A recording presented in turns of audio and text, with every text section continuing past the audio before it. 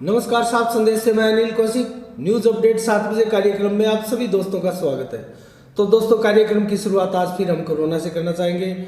और कोरोना की संख्या दुनिया भर में 12 करोड़ की संख्या पार कर चुकी है। दोस्तों, 12 करोड़ से अधिक लोग दुनिया में कोरोना से संक्रमित हो चुके हैं और इनमें से 26 लाख लोगों ने दुनिया भर में कोरोना से मौत होकर दम तोड़ दिया है। तो ये है दुनिया का ग्राफ दोस्तों। और भारत की अगर स्थिति देखें तो भारत में अब तक 1 करोड़ 14 लाख से अधिक लोग कोरोना से संक्रमित हो चुके हैं। इसमें सक्रिय मरीजों की अगर संख्या देखें दोस्तों तो 2,30,000 का आंकड़ा सक्रिय मरीजों का भी पार हो चुका है। अर्थात कोरोना ने भारत में सेकंड स्ट्रेन के रूप में कहर बरपाना प्रारंभ कर दिया है। ये हमारे लिए बहुत चिंता की बात है दोस्तों। और अगर भारत में पिछले 24 घंटे में देखें दोस्तों तो 24,500 से अधिक मामले कोरोना के नए आए हैं। 24,500, और इसमें से 130 से अधिक लोगों ने दम तोड़ दिया है। और ये संख्या अगर महाराष्ट्र में देखें तो आधे से अधिक है दोस्तों। महाराष्ट्र में लगातार 15,000 से अधिक मामले आ रहे हैं। 16,000 का भी आंकड़ा महाराष्ट्र ने छुआ है और कल फिर महाराष्ट्र में 15,000 से अधिक मामले आए हैं दोस्तों। और मुंबई में भी 2,000 से ज़्यादा मामले आने का जो सिलसिला है वो लगातार जारी है।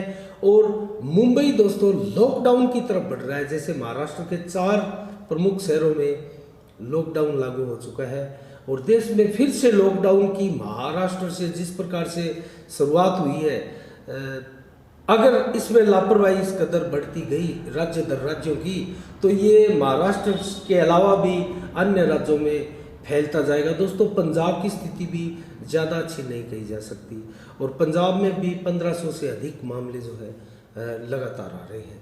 और 1500 मामलों में दोस्तों उनके 8 जिलों में पंजाब के नाइट कर्फ्यू की स्थिति पैदा हो चुकी है।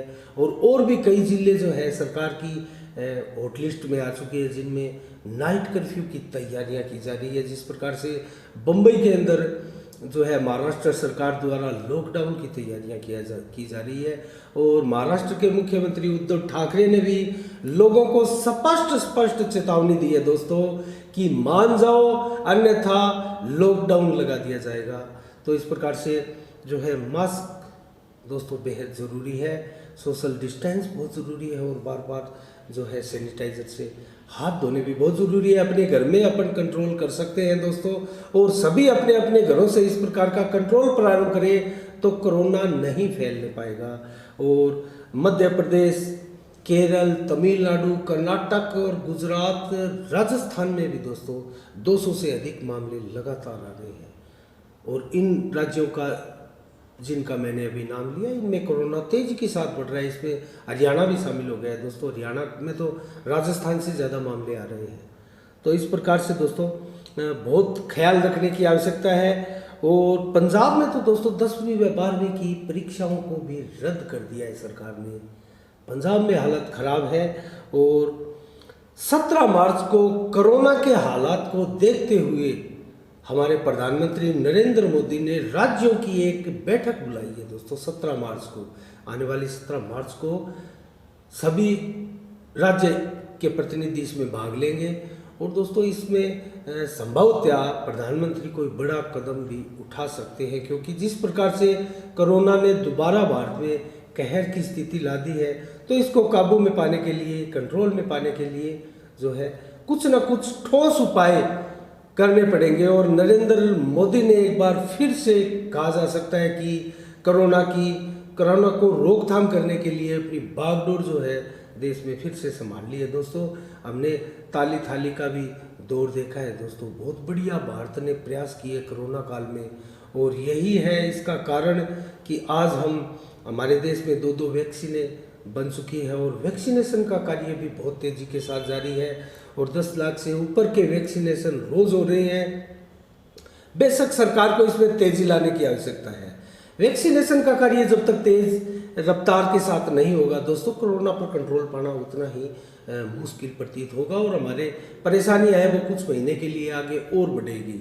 और कोरोना वैक्सीनेशन का कार्य जिस प्रकार से चल रहा है वो पर्याप्त नहीं कहा जा सकता, उसमें तेजी लाने की आवश्यकता है और निरंतर तेजी दर तेजी कोरोना की वैक्सीन में लानी पड़ेगी। जिस प्रकार से दोस्तों अमेरिका ने ऐलान किया है कि हमारे नागरिक प्रथम, हमारी जो वैक्सीन है पहले अमेरिका के नागरिकों को लगेगी, उस प्रकार से कुछ भारत को भी जो है अपने यहाँ के नागरिकों की सोचनी पड़ेगी। और भारत ने दोस्तों 50 से ऊपर देशों को जो है कोरोना वैक्सीन दी है। ये एक दुनिया के अंदर नायब मिसाल है भारत की, और भारत की उदारता की प्रशंसा पूरा विश्व करता है दोस्तों, इसमें कतई संदेह नहीं है। और भारत जिस प्रकार से जो पहले किसी भी देश के ऊपर आक्रमण नहीं करता और शांति प्रिय देश है और सभी देशों में शांति का संदेश देता है, ऐसा हमारा देश भारत है। और उसी तर्ज के ऊपर चलते हुए हमारे प्रधानमंत्री नरेंद्र मोदी ने भी जो ऐसी रणनीतियाँ तैयार की है कि 50 से अधिक देशों में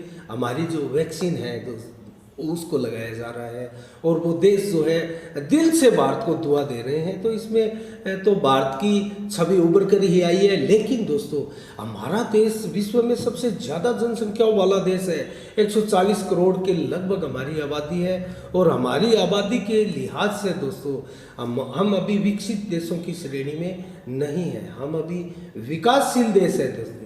तो विकासशील देश के अंदर दोस्तों बहुत बड़ी समस्याएं होती है, और खास करके ऐसा देश जिसकी जनसंख्या 140 करोड़ के करीब हो, तो दोस्तों उसके अंदर परिस्थितियां कैसी होगी इसका अंदाजा ही पूरा विश्व लगा सकता है और इसकी कल्पना मात्र ही कर सकता है। लेकिन ऐसे देश का कोई नेतृत्व करता और जब इस प्रकार की शानदार नेतृत्व क्षमता दिखाते हुए पूरे विश्व में एक नायाब उदाहरण पेश करे, तो दोस्तों उस देश की आप सत्ता की जो चमक धमक और उसका जो जज्बा है उसको आप मान सकते हैं, उसको आप सलाम करने को आपका दिल चाहेगा।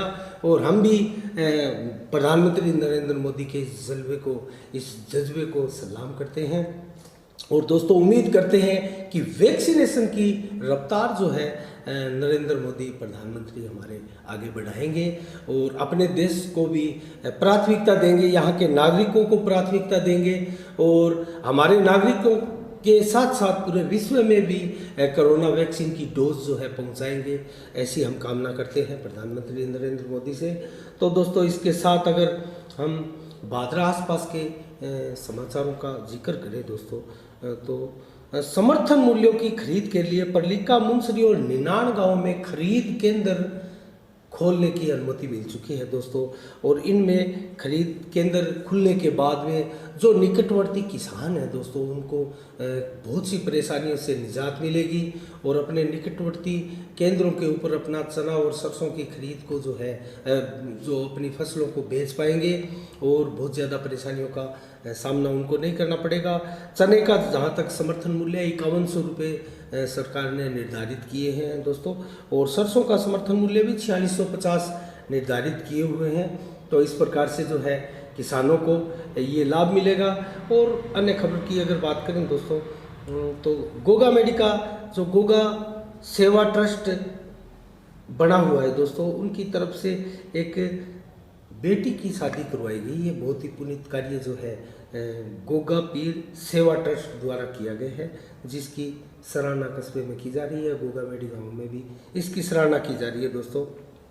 और गोगा मेडी के आश्रम में रहने वाली एक 22 वर्षीय कन्या है, अनाथ कन्या बेटी शिशु की शादी कराई गई है दोस्तों। तो बेटी निशु जो है वो 15 मार्च को उनका धूमधाम के साथ उनकी शादी की गई है, और उनकी रस्म के अंदर गोगा मेडी के बहुत गणमान्य जन भी शामिल हुए दोस्तों, और उनको बेटी को जो है आशीर्वाद दिया गया। इस प्रकार से अनाथ बेटी का जो शादी का कार्यक्रम रचकर जो गोगा पीर सेवा ट्रस्ट है उन्होंने बहुत ही बेहतरीन कार्य किया है, उनके लिए वो साधुवाद के पात्र हैं।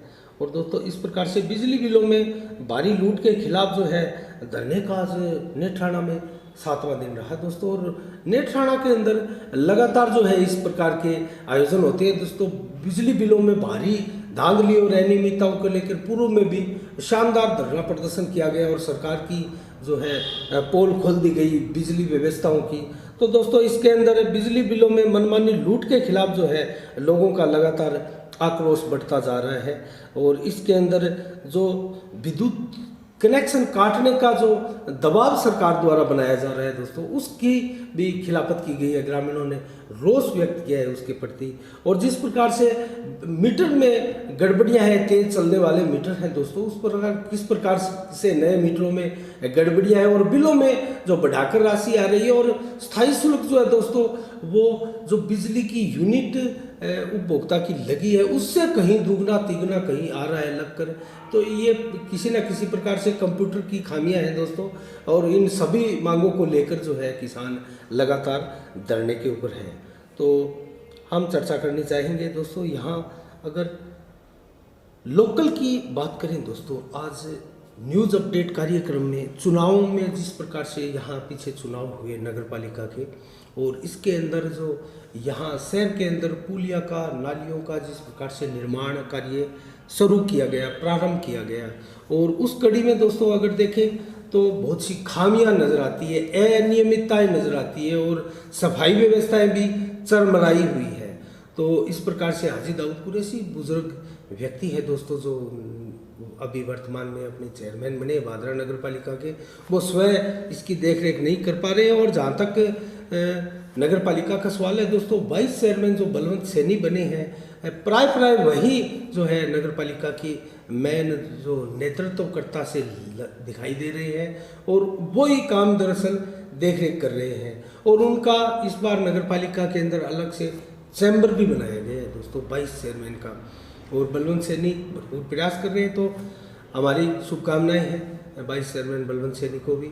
तो वो लगातार जो है ऐसी व्यवस्थाओं, जो खराब व्यवस्थाएं हैं उनके ऊपर लगातार ध्यान रखें। और जिस प्रकार से अंबेडकर चौक में एक घटना हुई थी दोस्तों 2-3 दिन पहले, एक कब्जे की सरकारी भूमि बताई जा रही है वो, और उसमें जब ये प्रकरण जो एक दोस्तों वहाँ पर दीवार के ऊपर, जो हमने पहले भी आपको रिपोर्ट दिखाई थी, एक बड़ी संख्या में भादरा के जो बहुत से आदतन लोग हैं, आदत से मजबूर लोग हैं, वो दीवारों पर पेशाब करते हैं। वहीं अंबेडकर चौक के पास दोस्तों एक ऐसा खांचा भूमि सी थी, वो नगर पालिका की सरकारी भूमि बताई जा रही है, उनके ऊपर एक कब्जा किया जा रहा है किसी शख्स द्वारा, और उसका विरोध हुआ।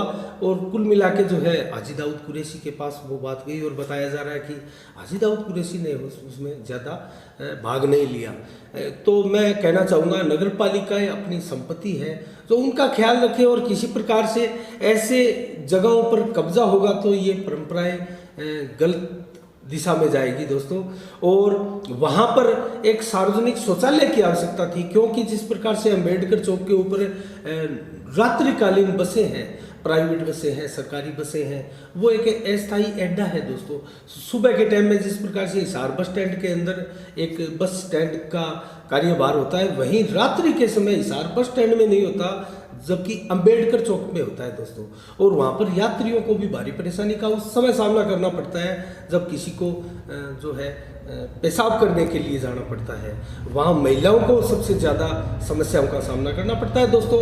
आसपास की सुन्नी गलियों में जो है इसके लिए जाना पड़ता है। तो वहाँ पर एक सार्वजनिक शौचालय की आवश्यकता है। वहाँ पर एक सार्वजनिक शौचालय था जिसको तोड़ फोड़ दिया गया। अब नगर पालिका की तरफ से वहाँ शौचालय नहीं बनाया जा रहा, बल्कि उस भूमि पर कब्जा किया जा रहा है, या मैं कहूँगा कि करवाया जा रहा है इनडायरेक्टली। तो इसके ऊपर संज्ञान ले नगर पालिका के कर्मचारी, और हम भी जो है अब उसकी आगे कवरेज दिखाएंगे दोस्तों। तो इसी के साथ 7 बजे के कार्यक्रम में दोस्तों आज के लिए इतना ही, और लगातार हम आपको 7 बजे का बुलेटिन है उसके ऊपर देश दुनिया के साथ साथ राज्यों के साथ साथ भादरा आसपास की घटनाओं से आपको अवगत कराते रहेंगे।